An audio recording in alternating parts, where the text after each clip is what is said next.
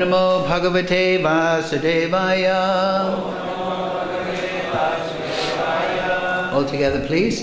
Om Jnana Timirandasya Ganandana Shalakaya Chakshurun Militam Yena Tasmai Sri Gurave Namaha Sri Chaitanya Manobhistam Stabidam Yena Bhutale Swayam Rupa Karamayam Dadati Swapadantikam Vandeham Shri Guru Sri Yukta Padakamalam Shri Gurun Vaishnavamscha Shri Rupam Sagrajatam Sahagana Raganatam Vitam Tam Sajivam Sadvaitam Sarvadutam Prijana Sahitam Krishna Chaitanya Devam Shri Radha Krishna Padang Sahagana Lalita Shri Vishakam Vitamscha He Krishna Karana Sindhu Dina Bandhu Jagatpate Gopesha Gopika Kanta Radha Kanta Namostate Tapcha Kanchana Gaurange Radhe Vrindavanishwari Prishavana Sudadevi Pranamami Hari Priye Panchakalpa Tarubhyascha Kripa Sindhu Bevacha Patitanam Pavnebhyo Vaishnavebhyo Namo Namaha Shri Krishna Chaitanya Prabhu Nityananda Shri Advaita Gadadhara Srivasi Gaur Bhakta Vrinda Hare Krishna Krishna Krishna Hare Hare Hare Ram Ram Ram Hare Hare. So, reading from Srimad Bhagavatam, Canto 5, Chapter 14, text number 45. Chapter entitled The Forest of Enjoyment. Please repeat. Yajnaya Dharmapataye Vidhi Naipunaya Yogaya Sankhya Sirase Prakrit Ishvaraya Narayanaya Haraye Nama Iti Udharam Hasyan Mrigatvam Api Yaha Samudhajahara Yagyaya Dharmapataye Vidhi Naipunaya Yogaya Sankhya Sirase Prakriti Ishvaraya Narayanaya Haraye Nama Iti Udharam Hasyan Mrigatvam Apiya Samudhajahara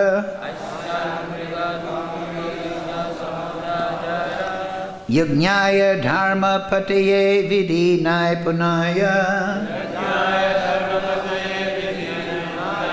Yogaya Sankhya Sirase Prakriti Ishvaraya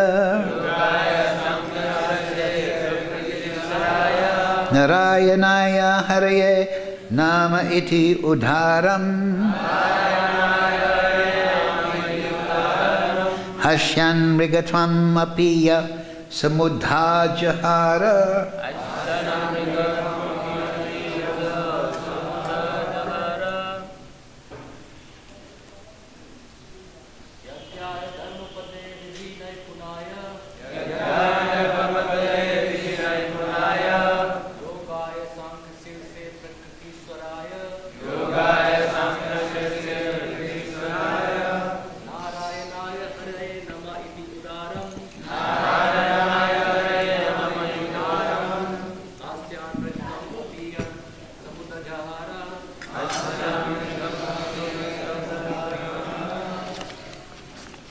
Mataji? Okay, go on, anyone.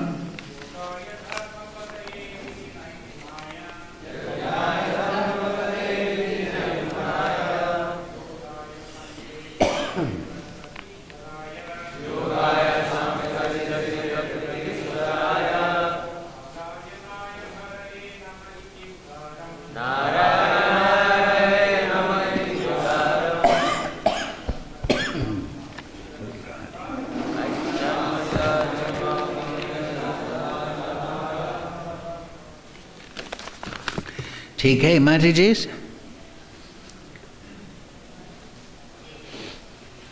One Mataji, one brave soul.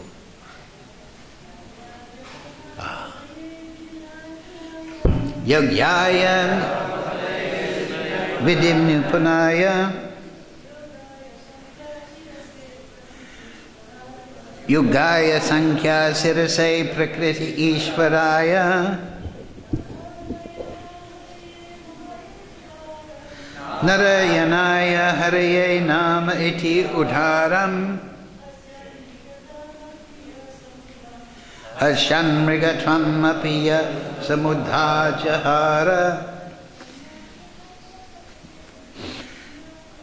Yagyaya Dharma Patiye Vidinai Punaya Yogaya Sankhya Sirase Prakriti Ishvaraya Narayana Hare Nama Iti Udharam Hasyan Mrigatvam Apiya Samudhadyatha. Okay, word for word, please repeat. Yogyaya, unto the Supreme Personality of Godhead, who enjoys the results of all sacrifices. Dharma Pataye, unto the master or propounder of religious principles. Vidinai Punaya, who gives the devotee the intelligence to follow the regulative principles expertly. Yogaya, the personification of mystic yoga. Sankhya Sirase, who taught the Sankhya philosophy, or who actually gives knowledge of Sankhya to the people of the world. Prakriti Ishvaraya, the supreme controller of this cosmic manifestation. Narayanaya, the resting place of the innumerable living entities. Parentheses. Nara means the living entities. And Aryayana means the shelter. Haraye, unto the Supreme Personality of Godhead, known as Hari. Namaha, respectful obeisances. Iti, thus. Udharam, very loudly. Hasyan, smiling. Mrigatvam api, although in the body of a deer. Yaha, who? Samudha Jahara, chanted. Translation, Srila Prabhupada.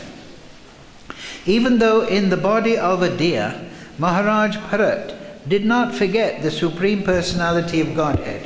Therefore, when he was giving up the body of a deer, he loudly uttered the following prayer.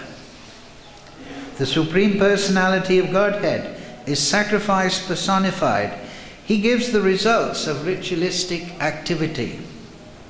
He is the protector of religious systems, the personification of mystic yoga, the source of all knowledge, the controller of the entire creation, and the supersoul in every living entity. He is beautiful and attractive. I am quitting this body, offering obeisances unto him, and hoping that I may perpetually engage in his transcendental loving service. Uttering this, Maharaj Bharat left his body. Please repeat. Even though in the body of a deer, Maharaj Bharat did not forget the Supreme Personality of Godhead. Therefore, when he was giving up the body of a deer, he loudly uttered the following prayer. The Supreme Personality of Godhead is sacrifice personified. He gives the results of ritualistic activity. He is the protector of religious systems, the personification of mystic yoga, the source of all knowledge, the controller of the entire creation, and the supersoul in every living entity. He is beautiful and attractive. I am quitting this body, offering obeisances unto him, and hoping that I may perpetually engage in his transcendental loving service. Uttering this, Maharaj Bharat left his body. Purport Srila Prabhupada. The entire Vedas are meant for understanding karma, jnana and yoga, fruit of activity, speculative knowledge and mystic yoga. Whatever way of spiritual realization we accept, the ultimate goal is Narayan, the Supreme Personality of Godhead. The living entities are eternally connected with him via devotional service. As stated in the Srimad Bhagavatam, Ante Narayana Smriti, the perfection of life is to remember Narayan at the time of death. Although Maharaj Bharat had to accept the body of a deer, he could remember Narayan at the time of death. Consequently, he took birth as a perfect devotee in a Brahmana family. This confirms the statement of Bhagavad Gita 641, Suchinam Srimatam Gehe Yoga Brasto Vijayate. One who falls from the path of self-realization takes birth in a family of Brahmanas or wealthy aristocrats. Although Maharaj Bharat appeared in the royal family, he became neglectful and took birth as a deer. Because he was very cautious within his deer body, he took birth in a Brahmana family as Jad Bharat. During his lifetime, he remained perfectly Krishna conscious and preached the gospel of Krishna consciousness directly, beginning with his instructions to Maharaj Rahugana. In this regard, the word Yogaya is very significant. The purpose of Ashtanga Yoga, as stated by Madhvacharya, is to link or connect with the Supreme Personality of Godhead. The goal is not to display some material perfections. Makam karochi vachalam bhangam laite grim yat kripatamam vande Shri Guru Dimitarinam Yogyaya Dharma Patiye Vidi Naipunaya Yogaya Sankhya Sirise Prakrit Ishvaraya Narayanaya Haraye Nama Iti Udharam Hasyan Brikatam Apiya Samudha Jahara. Even though in the body of a deer, Maharaj Bharat did not forget the Supreme Personality of Godhead. Therefore, when he was giving up the body of a deer, he loudly uttered the following prayer. May the Supreme Personality of Godhead, who is sacrifice personified, he gives the results of ritualistic activity. He is the protector of religious systems, the personification of mystic yoga, the source of all knowledge, the controller of the entire creation, and the supersoul in every living entity. He is beautiful and attractive. I am quitting this body, offering obeisances unto him, hoping that I may perpetually engage in his transcendental loving service. Uttering this, Maharaj Bharat left his body. So this is Maharaj Bharat leaving his body, but he's actually within the body of a deer, Mrigatam. So, of course, this is very extraordinary, but it's very normal to devotees, people of knowledge, that this material body is the vessel of the soul. It is the container or the instrument, the vehicle. Yantra Rudrani Mayaya. It is a machine, yantra, made out of material energy, and the soul is the living entity. This is the first aspect of spiritual knowledge. Before that, people have to understand why to take to spiritual knowledge. If you don't know that you're sick, you won't go to the doctor. You don't feel sick. You don't feel any need to repair your body. You won't go to the doctor. If you think that this material world is a very perfect place, then you won't go to spiritual life. If you think you can attain happiness in this material world and ultimate eternal fulfillment, then you're very foolish, because you're in the cycle of birth and death. Everything's temporary. Even the material creation is temporary. But there is an eternal factor, and that is you, the soul.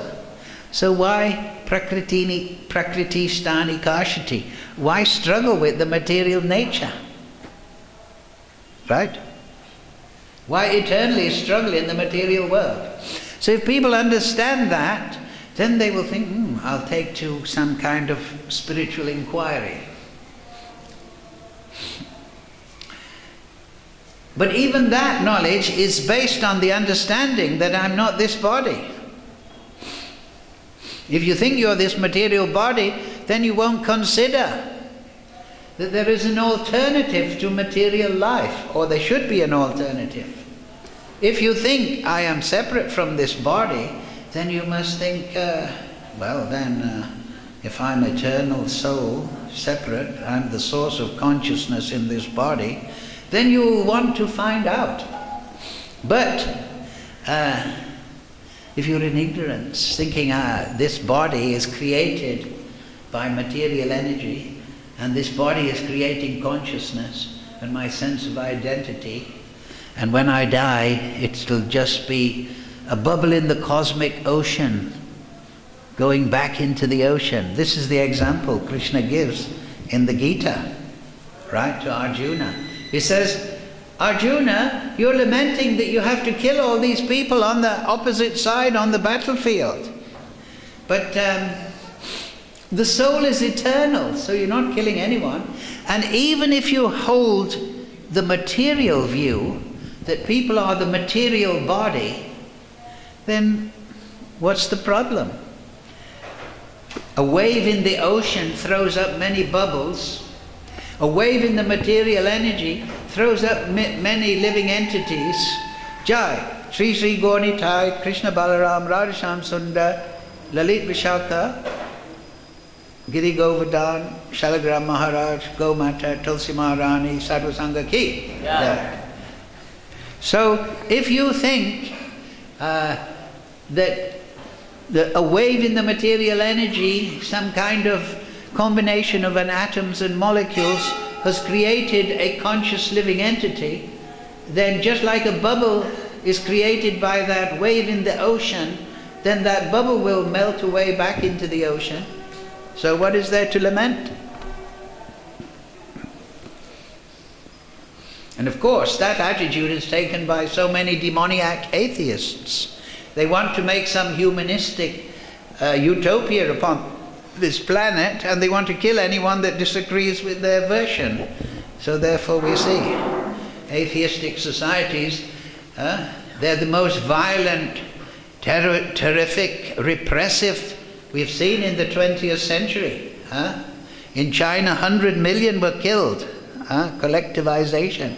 Stalin, about 60, 80 million. He used to give his followers quotas, and they used to go around killing anyone with an education. So people, demoniac people, think, oh, if we get rid of religion, there'll be peace in the world, because people are fighting because of religion. Yes, we agree people are fighting, but they're not fighting because of religion. They're fighting because of a lack of religion, and they don't know the purpose of religion is to remember the Supreme Lord and serve the Supreme Lord. They're fighting for their own selfish goals. They're taking shelter of some pseudo-religion as an excuse for the enactment of their violence in the pursuance of their nonsense. So don't throw the baby out with the bath water. Rather, clean the baby, find the real baby, find the real religion and live accordingly. Of course, Krishna actually spoke the Bhagavad Gita on the battlefield. It's a very extraordinary thing. And that is to instruct us that this is a battlefield. We are surrounded by these senses, by this body, by the natural conditions, by other living entities that are ready to do battle with us. So, what is the solution? Instead of being eternally in that situation, we should be internally in the shelter of Narayan. Narayan is mentioned here. The shelter of all souls. So this is the difference between the devotee and the non-devotee. Narayan is in the heart. The shelter of the Supreme Lord is the goal. It is the achieved shelter of all the bhaktas. And so the bhaktas, as explained, Prabhupada uses linking. How does he link to Narayan? How does he link his consciousness to Krishna? That's very simple. Through bhakti. Through execution of the order of the spiritual master. In this world, all spirit souls, whether they're in this world or Swagaloka, whatever, they have some conceptions, something that they're trying to achieve, some goal, some motivation. At the most base, essential level is they want to achieve some kind of happiness for the selfish purpose. So they want to bring up the children, the wife, or they may adopt some philosophical, political agenda, some idea. If we have this political party, this, and they have goals, and that motivates them. And they keep these goals and these standards within their heart. And then they launch into the material energy trying to achieve. But they only achieve birth and death. They only, because their goals are material, they only remain in the cycle of birth and death. The soul becomes more and more bewildered.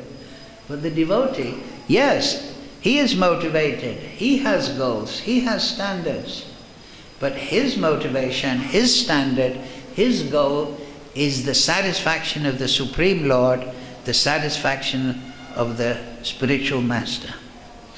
So the devotees, his self-conception is, I'm spirit soul, Angsa of Krishna, and I want to serve Krishna under the direction of Sri Guru, in the association of the sadhus, in the association of the devotees. That's his motivation. So, if we understand that, this is called the Bhakti Lata Bij. The seed is given by the true Guru of the living entity. He plants the attraction, just as it says here, the Supreme Lord is attractive and beautiful. The sadhu has the ability to plant that seed of attraction, that seed of aspiration for the satisfaction of the Supreme Lord within the heart, within the consciousness of the living entity. And then the intelligent, fortunate soul cultivates that desire to attain Narayan, to satisfy the spiritual master. That becomes his motivation. So, you're all devotees. We should be very introspective. This is the advice of Rupa Goswami. We should examine and maintain this motivation from the moment we wake up. We should think, now, how shall I serve my spiritual master? In the material world, what happens? People get depressed, right? Depression. They lie in the bed all day and they don't want to do anything. They may take to intoxication. They may not eat properly. They have no goal, no motivation, right? So that's very unfortunate. So devotee, if he gives up material life, but he doesn't fortify himself with this linking process through service to Guru and Gauranga, then he will also become lost in devotional service. He'll find, I've given up material life, I feel relieved. Oh, it's very good now. I'm living in the temple, the milk's good at night, the prasadam's okay.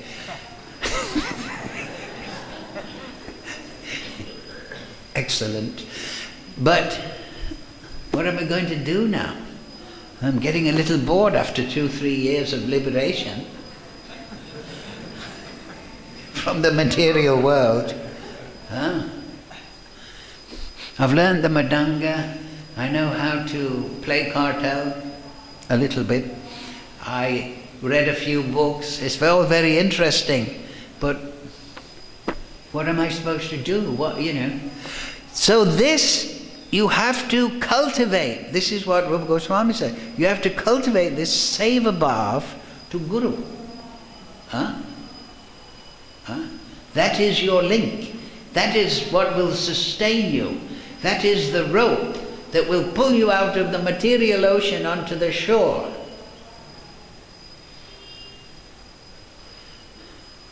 If you must understand this, it's vital importance. Because we are living entities. We have independence. We can choose our direction Krishna has given us. So devotee, at the beginning, his motivation to serve Krishna, take the shelter of Krishna, may be a bit less, and he may be distracted. So he should understand what is the solution to all these distractions. Here we see, in summary form, the life of Maharaj Rahugana explained, right? He is the son of Rishabdev. Rishabdev is the grandson of Agishira Muni. So Rishabdev had 100 sons. He also left the kingdom and took to the life of an Avaduta. He's actually incarnation, Shaktivesh, avatar. He had 100 sons. He appointed Maharaj Bharat. Maharaj Bharat took over the kingdom, and he told all the other sons, don't fight amongst yourself, serve Maharaj Bharat. He's very advanced. So they did that. Everyone's happy. But then Maharaj Bharat, after spending so much time ruling the kingdom, thought, no, I must increase my spiritual practice. All this kingly duty, wife and children, sorting out the politics, it's a distraction from my meditation on Narayan. So, let me put the kingdom in charge of suitable person and go to the forest, and I'll do the bhajan, chant mantra to the Supreme Lord, and I'll attain bhava, prema. So, that is excellent. But he was distracted, as you all know the story, by affection. A deer was born, the mother was killed, the deer's mother, and he took care of the deer, and then the deer became the focus of his attraction. The deer became dear to him. 2 deer. And the price was very dear, because he gave up his spiritual practice. Right? He gave up his spiritual practice. Sentimentality. He lost that motivation. Execute this order of the spiritual master. Chant mantra. Meditate regularly. Vaidhi bhakti. Day after day. Cultivate the bhakti lata bij. Look for the weeds. This is what Rupa Goswami says. You're cultivating that dedication to the Supreme Lord within your heart, but be very careful that when you water by hearing and chanting, you're not watering desire for profit, adoration, distinction, sentimentality. You're not trying to achieve those things, distracted from this desire to satisfy Guru and Krishna. Don't be distracted by, oh, I want to be famous, I want to have respect, I want all these material embellishments. Give up one false ego and take another. Oh, before I was a rickshaw walla, now I'm in the temple and I'm a great man. So one false ego is taking the place of another. Right? Oh, I'm this material body. I'm a sadhaka in the temple. That is not your ultimate ego. That is not your ultimate destination. This is watering the wrong weeds that grow around the Bhakti Lata beach. So a devotee should be very intelligent and he should know. Put the water on the right plant, beach. The service to Guru and Krishna. Cultivate that. Have that conception. I am the servant of the servant of the servant of the servant of the master of the gopis. Gopi bhata kamalayo dasa dasa. If we have that self-conception, then we will act in that way. But we have to attain that. That is sadhana bhakti.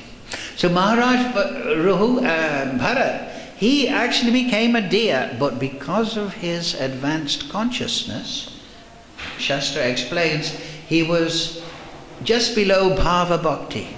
And if you attain bhava bhakti, prema bhakti, then generally you will never fall down, because the attachment is fixed.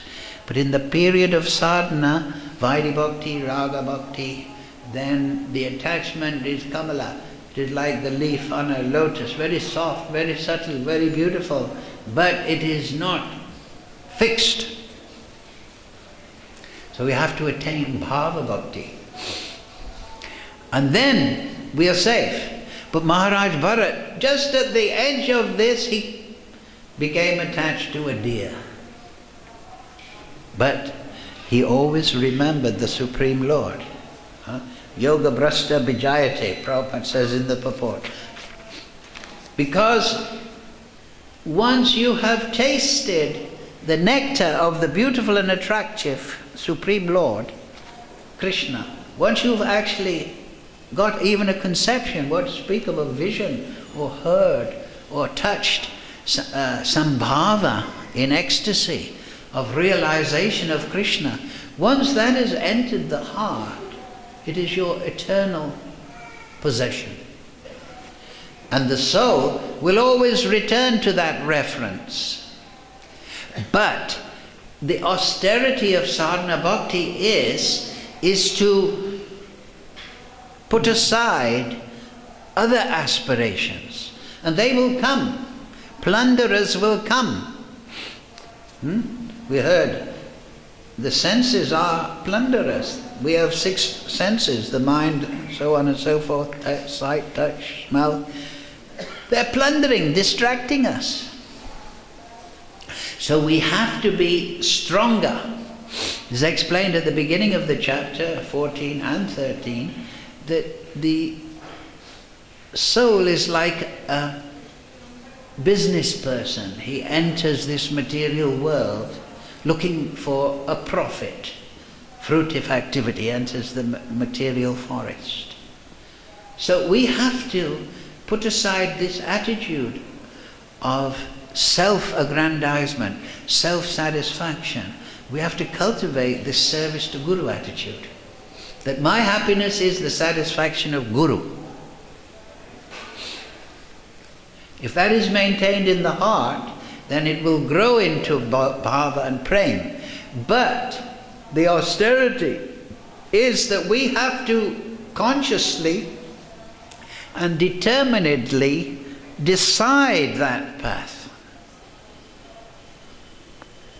You can say, oh, I'm living in the temple, I'm chanting, it'll all happen automatically. Well, if you go to the gymnasium, you will have all the weightlifting devices and running track. But unless you exercise in the gymnasium, you'll not get big muscles, will you? If you go to the restaurant, do you automatically get fed? No, you have to order. You have to choose what you want. So Krishna eko bahunam yodidadati kaman. Nicho. Krishna is supreme eternal, Narayan, but he is fulfilling the desire of everyone. He's within the heart, super soul, mentioned here. He is the super soul within the heart.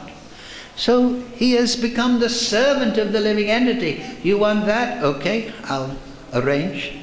I'll nipunaya. I'll give you intelligence how to attain that. Therefore, antirmukh bahimukh. The devotee is antirmukh. He is very observant of his own consciousness, his own motivation. To see that he's not being distracted. And when he chants to water that seva bhav to the Supreme Lord.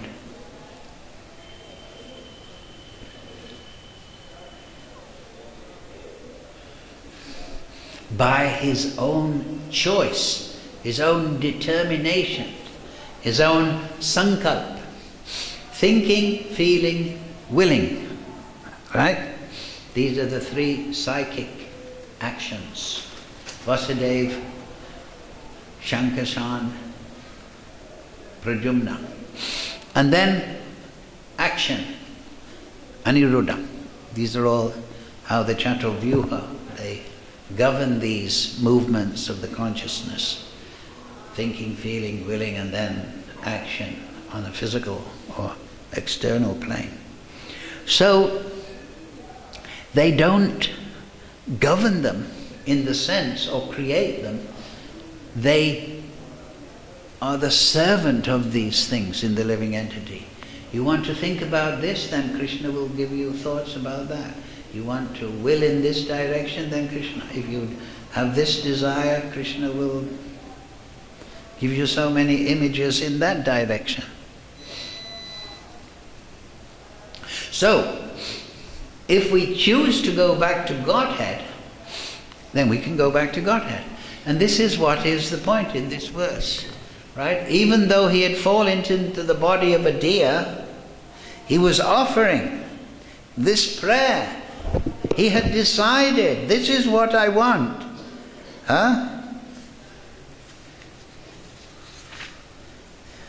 He was offering to Krishna as the Lord of Yajna, as the Lord of Dharma, as the giver of intelligence, as the master of yoga, as the master of Sankhya, the controller of the material energy, the shelter of all souls, the super soul. Even though he was on the body of a door and he was saying, please Lord, give me your devotional service. You see, it's containing the desire of the liberated soul. I am offering obeisances unto him and hoping that I may perpetually engage in his transcendental loving service. So this is the point. It's based on desire.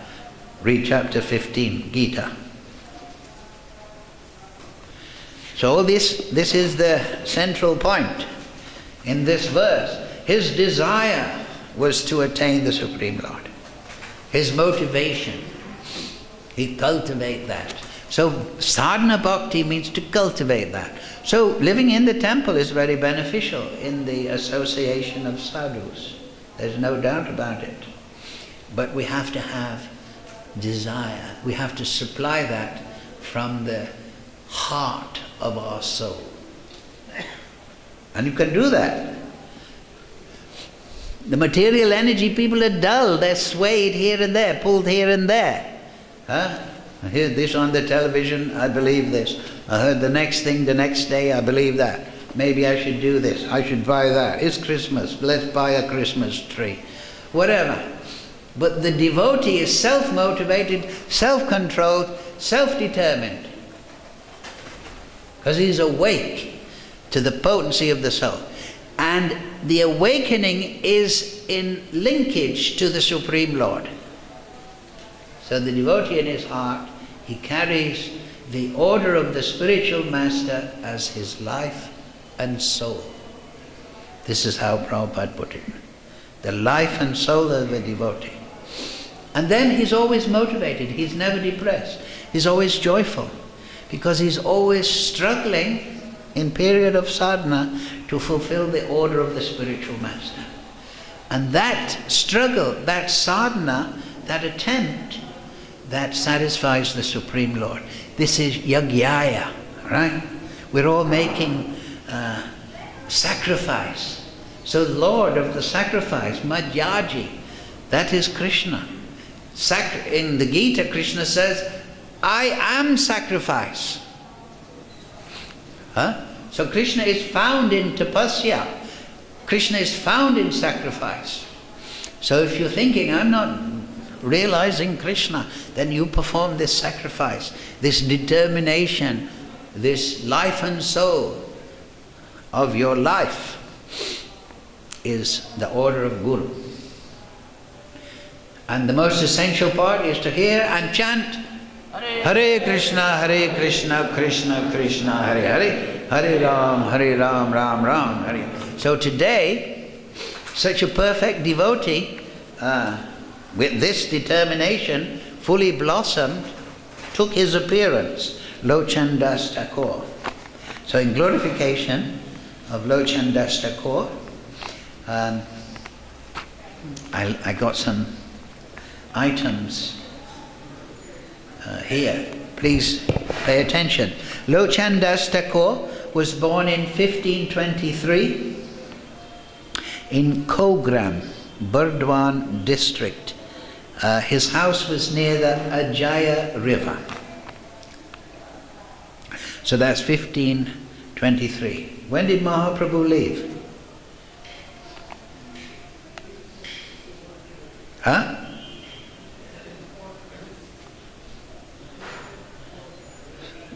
Speak loudly in booming voice.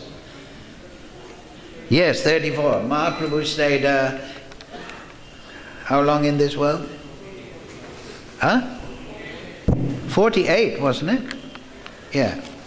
So he was on the planet when he was born. Mahaprabhu was there. His father was Kamalakara Das, Sadanandi, his mother.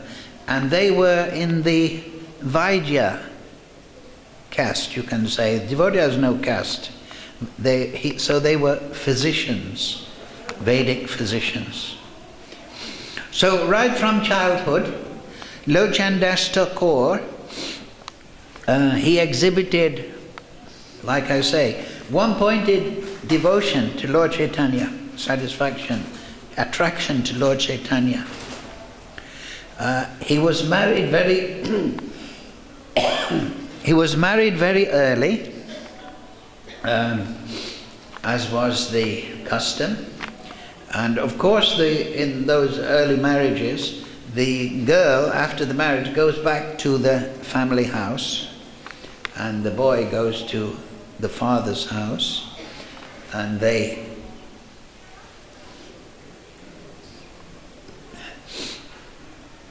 don't cohabitate until the girl is mature. So that's what Lochan did, and he performed bhajan and kirtan. Eventually, he was the Diksha disciple of Narahari Sakur. He wrote Krishna Bhavanamrita, very important book, very interesting book, many good instructions what to do if there's a difficulty. Narahari Sakur. So he taught Lochan, Kirtan and Bhajan and so on.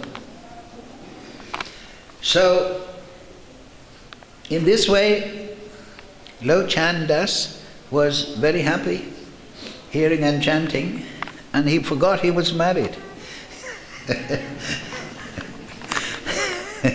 So,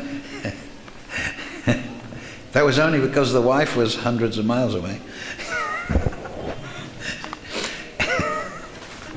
Anyway, so maybe not hundreds of miles, but so the family of the wife said, hey, approached Narahari Thakur and said, look, Lochan is married to our daughter, but you know, he's doing all this bhajan and kirtan, he's not giving any interest to material activity or whatever. So, can you do something? So Narahari sent Lochan to the wife's village. She was grown at this time, of course. That is Ahmedpur in Calcutta. So Narahari went, Lochan, he went there, and he was looking in the village, and he saw one girl there, and young girl, and he went up to the girl, said, excuse me, can you give me directions to this house? My wife is living there. And he addressed that girl as Ma, Uma, right? Bengal. But actually, by chance, that girl that he approached for directions was his wife. He didn't know, of course, from childhood and change and all that. So eventually, so he did live with his wife. Eventually they formed a unit, but he would always refer to her as Ma, as mother.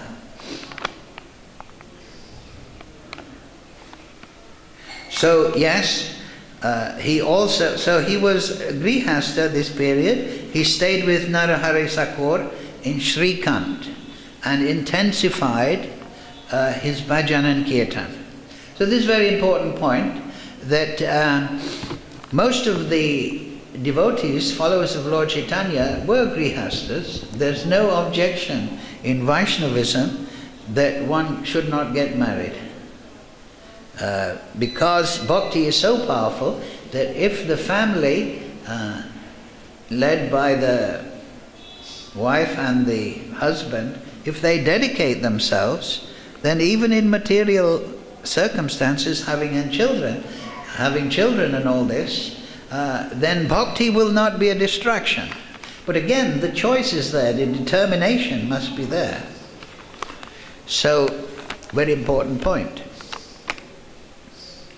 So, Lochan was very poetic, very learned, very intelligent, very talented with words. So his guru, Narahari, gave him the order to write the biography of Lord Chaitanya. And he wrote in a Panchachali style. It's a particular style, in verse form. And in that book there are many, many bhajans to Lord Chaitanya and Lord Chaitanya's devotees. And the book was called Chaitanya Mangal. But at the same time, Vrindavan Das Thakur, who is incarnation of Veda Vyas, had also written the Chaitanya Mangal. So that of Veda Vyas was changed into Chaitanya Bhagavat. It was renamed. So the Chaitanya Bhagavat was originally the Chaitanya Mangal. And the original name of Lochan Das's Chaitanya Mangal was kept. And that book that he wrote, the biography, was based on the writing of Murari Gupta. Murari Gupta, if you know, was the associate directly of Lord Chaitanya in Navadvip. So he was witness to so many pastimes of Lord Chaitanya, and he wrote a book called Chaitanya Charita. And that book became the basis for Lochan Das Thakur's Chaitanya Mangal.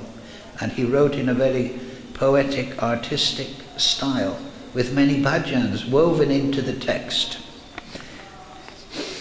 Incidentally, if you want to see the original deities of Murari Gupta, you can find those deities in Loy Bazaar, you know that.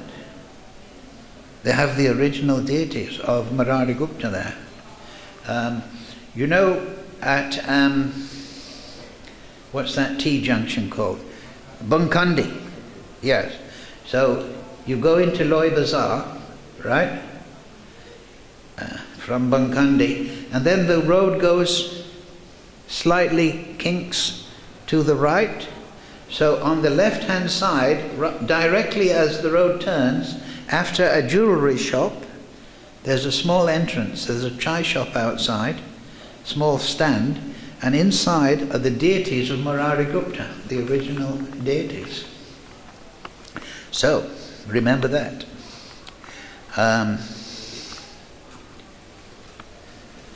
So he finished his great work, Chaitanya Mangal, in 1537. And he also wrote many songs. Some of them are in the Vaishnav songbook, Nitai Gunamayi, Amara Nitai Gunamayi. He wrote many songs about Lord Nityananda. And that's very interesting, because when he wrote Chaitanya Mangal, he mainly focused upon Lord Chaitanya. But so he realized, and maybe it's not mentioned in what I looked up, he realized that maybe I haven't written about Lord Nityananda, and this may be an offense. So he wrote many bhajans, Nitai Gunamayi, so many. They're in the songbook, glorifying Lord Nityananda, just so that everything would be balanced. He also wrote Prathana, I think I've got a copy of that, Purlabha Sara, Dharmali, and he did Bengali verse translations of Ramananda, you know, Roy Ramananda, of his Jagannath Ballabha Natika. That was a play for Lord Chaitanya that he wrote, and Rasa Pancha Jaya. So he translated from the Sanskrit into the Bengali verse form.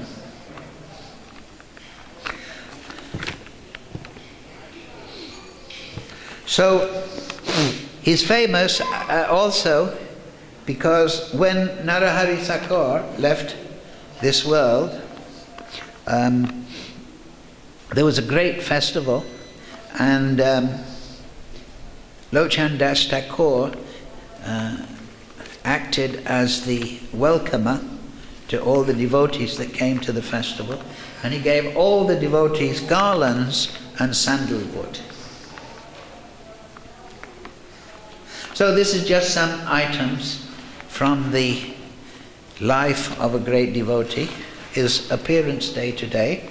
So, Lochan Das Thakur ki, Lochan Das Thakur ki, Lochan Das Thakur ki jai, Vaishnav Sadhu Sangha ki jai. So any questions? We'll finish on this point. Yes?